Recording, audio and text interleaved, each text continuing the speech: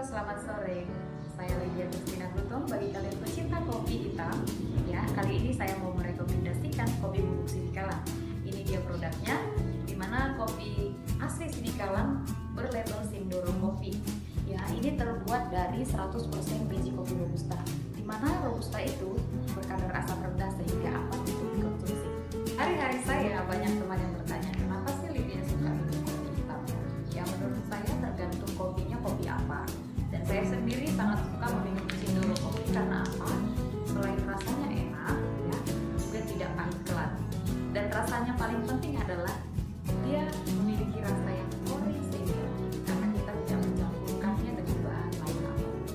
Nah, kalian yang penasaran gimana sih rasanya Sindoro Kopi ini, bisa langsung menghubungi WA di bawah ini dan harganya ada di sini. Terima kasih dan sampai jumpa. Jangan lupa pesan ya.